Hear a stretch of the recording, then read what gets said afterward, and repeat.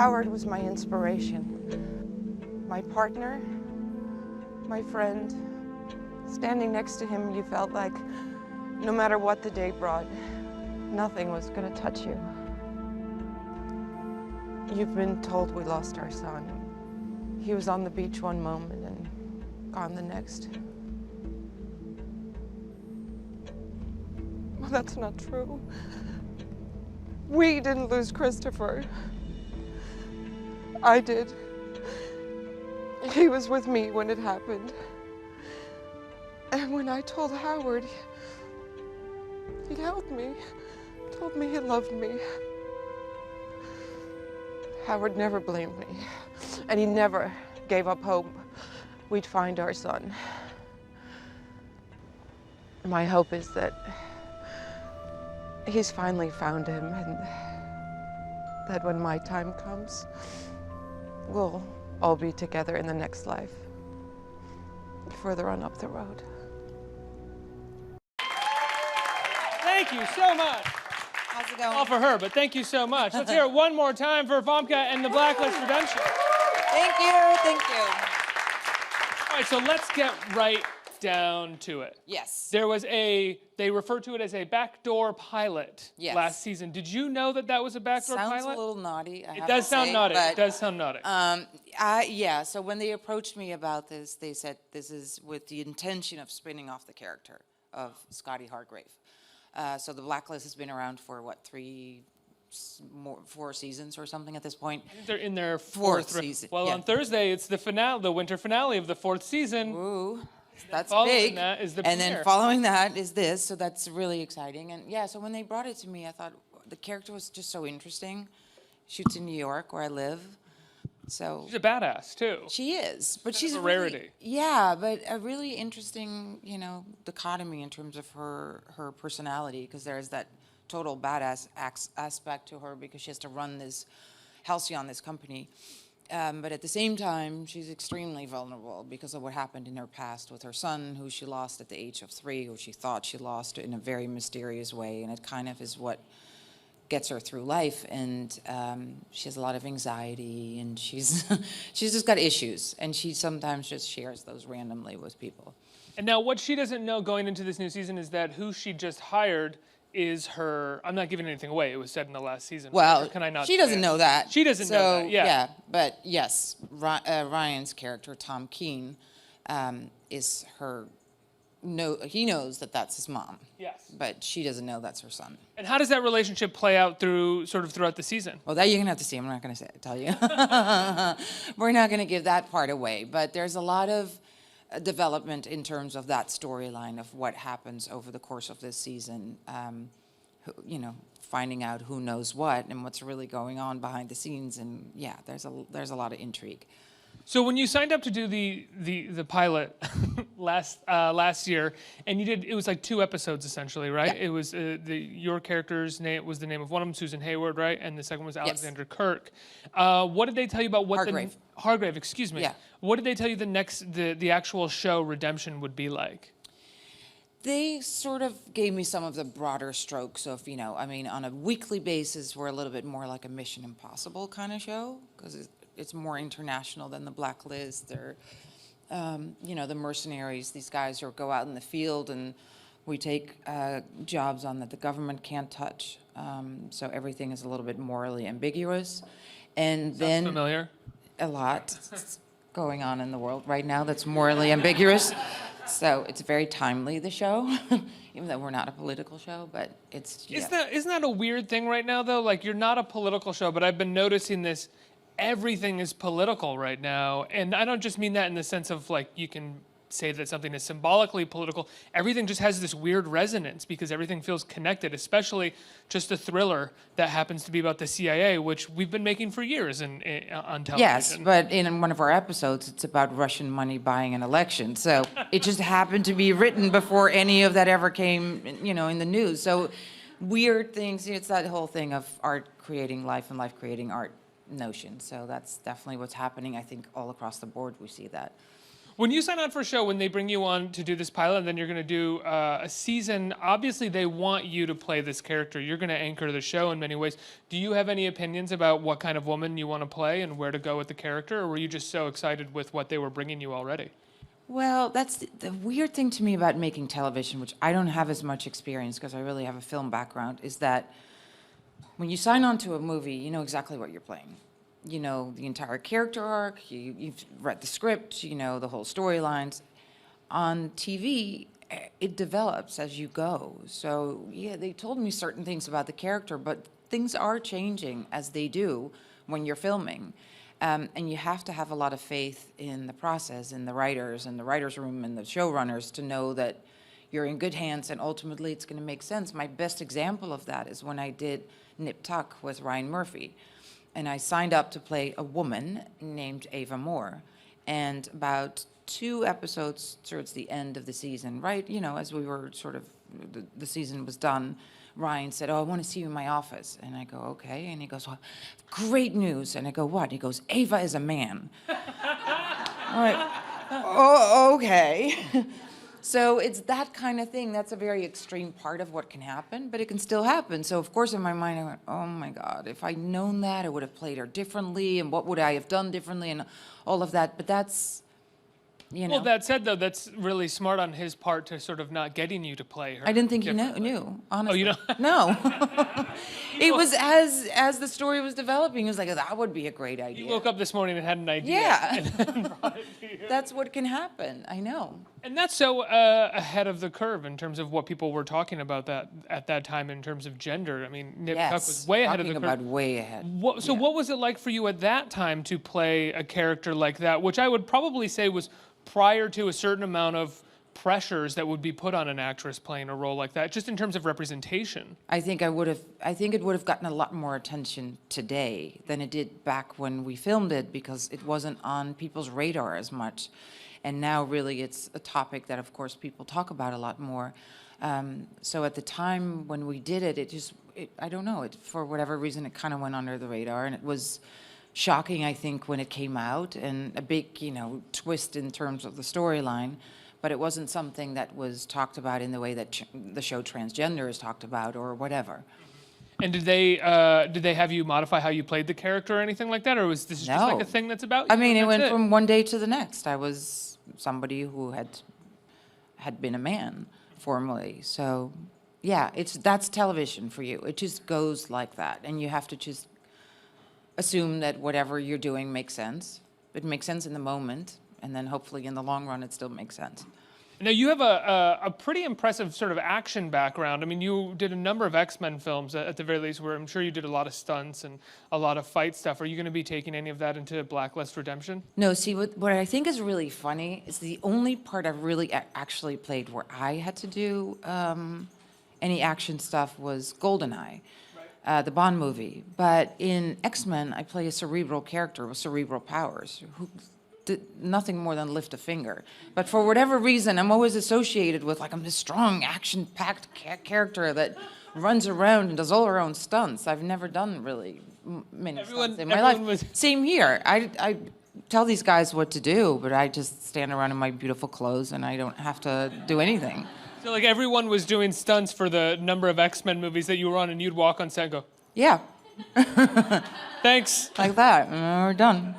Do you wish that you had gotten the chance to do more stunts outside of GoldenEye? No. I even last year when I was filming a movie in Canada, in Vancouver, a comedy, mind you, I broke my rib. During GoldenEye, I broke a rib. I'm a bit on the clumsy side, so I probably wouldn't be sitting here if I'd had an action-packed filled career. It would not be good for anybody. Because you would not be alive. Yeah. Or you'd be in a lot of... Not in a good way, where I could be sitting here having this conversation with you, probably. What's your favorite genre to do? Because you are great in comedy. One of my favorite comedies was The 10, and I thought you were so funny. Oh, and I love Love and Sex, the one I did with Jon Favreau. That was a comedy that I really loved. I mean, I wish I'd been able to do more comedies. It's just they're not... I'm not seen that way for whatever reason.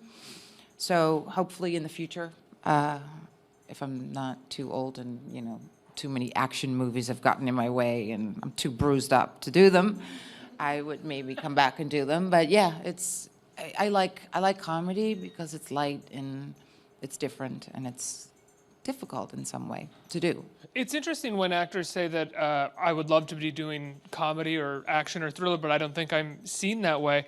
Do you know how you're seen? Do you ever wonder how you're seen when you think about that? I try not to think about these things at all. Becomes too depressing if you start thinking about that, right? Who wants to know what people think of you or how you're seen or whatever? I don't read press. I don't even watch TV. I live in my bubble. It's very nice in my little bubble. I want to love stay my there. bubble too. Yeah. Stick with my bubble. Yeah.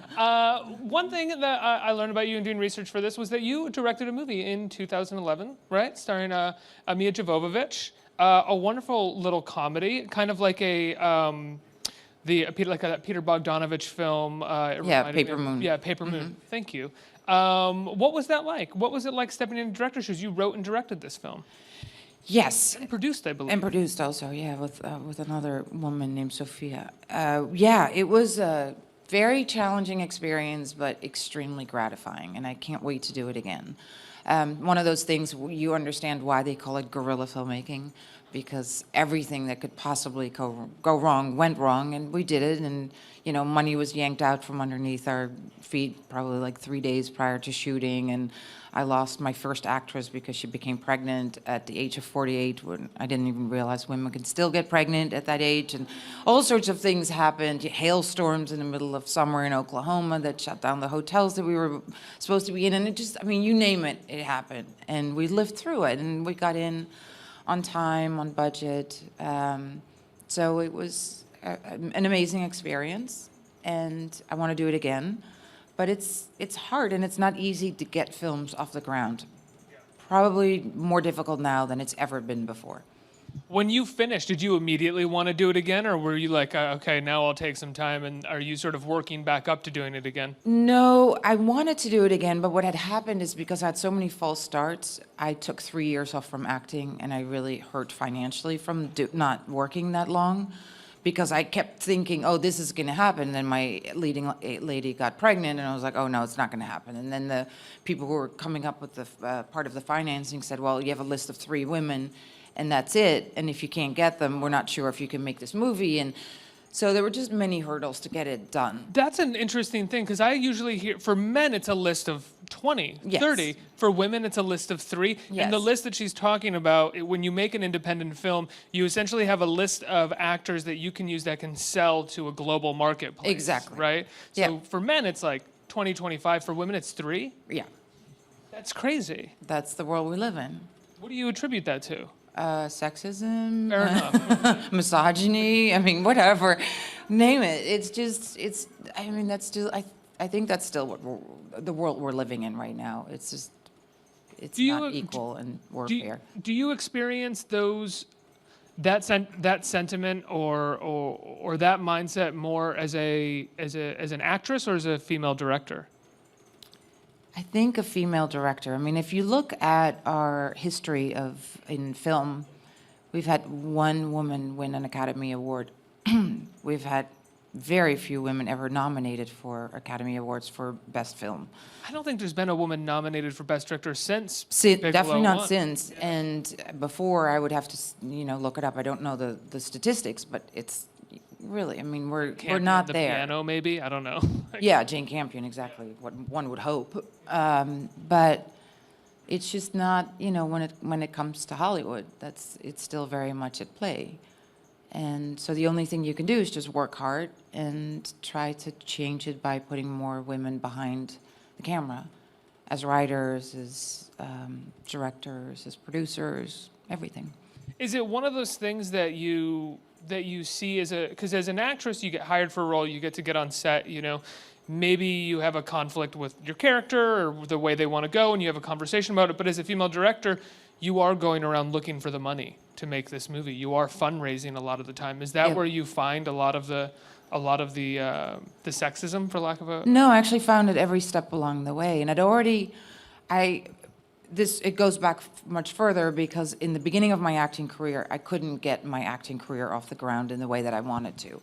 And so there was a time where I thought, this is just not meant to happen. I'm going to go see if I can, go back to school and be a writer or something else behind the camera. So at the time, this was before GoldenEye, I submitted a script that I wrote to AFI Film School in LA.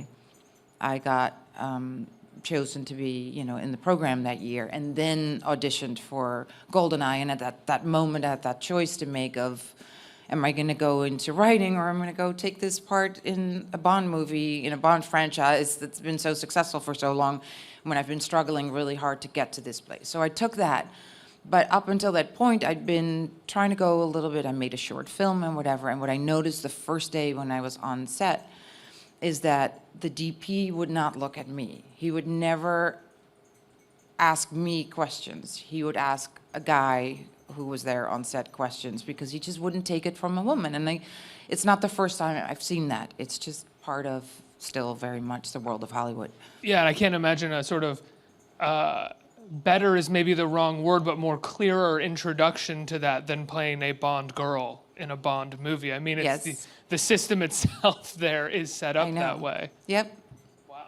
I know. So Blacklist Redemption, But I'm not complaining, because I feel that I am been so incredibly lucky, and I'm so grateful for the opportunities I've had. And I've worked for so long in the United States in a business that's not kind to women when they age.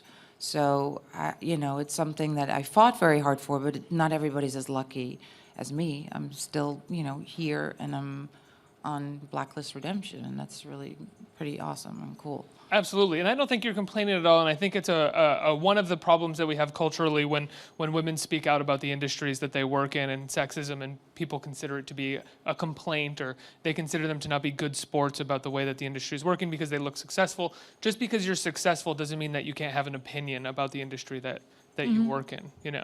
Yeah, and it will change, and it is changing. And I think television is actually one of the places where it is really changing, and that's extremely exciting. It's a great time for women today, right now, to be on television, because the really juicy parts are there, and we're allowed to be in the way that my character Scotty Hargrave on the show is. I'm allowed to be everything. I'm allowed to be tough. I'm allowed to be vulnerable. I'm allowed to be, just about any emotion that you can imagine. I'm able to play there in a character that's multifaceted and complex and complicated. And also, you're the boss. And I'm the boss. I call the shots, which I really like, let's be honest. And your company, the company is co-owned with your husband in the show. You're another actor that plays. Well, that we're not really going to talk about at all. You're trying Really? to have some spoiler alert things happening over here. I don't know what you're talking about. What husband? Who? I was going off of the episodes that I saw last season. Oh, right. Maybe right. I missed something. Yeah, maybe we don't know that much yet. Maybe we're gonna see. Maybe we're gonna find a whole lot out this season about what's happening right there. Right now, she owns this company. That I think is important to know. It's her show. That's what she's got going. It's her company, Halcyon. Let's open it up to the audience for some questions. Who has questions out here? Right here. Hi. Hi. I was wondering what made you want to embrace your character on the show. I liked Scotty from the beginning because she's very strong. She is very accomplished. She finds a way to operate in a man's world, but still keep her femininity. So not that she has to be one of the guys. She can really be a woman. At the same time, she's very vulnerable. We find out that she lost her son when he was 3 years old, and she's trying to come to terms with that and find out what happened to him. She has a lot of anxiety, which sometimes in the middle of an interrogation scene, she'll start sharing with the person she's interrogating about the medication she's on, the anti-anxiety, the therapy that she's in. So it has a quirky aspect to the character, which I really thought was great and we hadn't seen before. Next question, right here. Oh, right Hello, there. how you doing? Good, how are you? All right. Out of all the shows and films you've done, what's your personal favorite in working on? That's very hard because they've all been they've all been amazing experiences. Some more than others, obviously, but a little film I referenced before called Love and Sex with Jon Favreau. It's a romantic comedy, and it was really one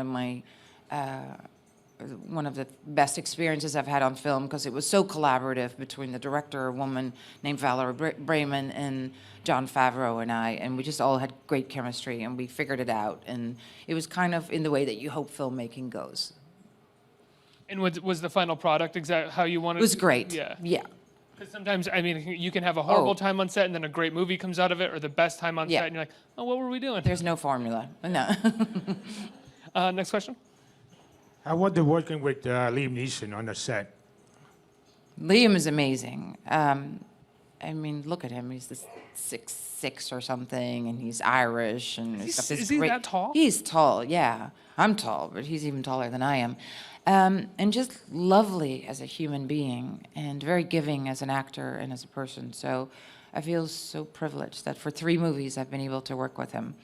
I mean, that's where I feel mostly lucky, is that some of these things that I've started, X-Men, we never knew that was going to turn into a franchise that was going to last that long. I mean, How many 4 movies? 5 movies? I did a lot, and I lost count, actually. I've lost count because I did the 3 X-Men movies. I did Future Past. Days of Future Past. I did Wolverine film. Oh, that's right. Yeah, I did a bunch of them because apparently Jean Grey's like a cockroach. You can't get rid of her. She dies, she comes back, you know. Good for you. Yeah, good for me. Well, the Blacklist And Redemption. then Taken was, Oh, got yeah, turned 3 of into those. 3, and then... Well, 2.5 real. I mean, 3, but yeah. Well, I sort of, yeah. People tried to kill me. I don't know why, but yeah, it happened. Famke, the Blacklist Redemption premieres Yes. this Thursday night, following the Blacklist mid-season finale. Yeah. I can't wait to see it. Thank you so much for being here. Thank you. Congratulations, guys. Thank you so much. Thank you.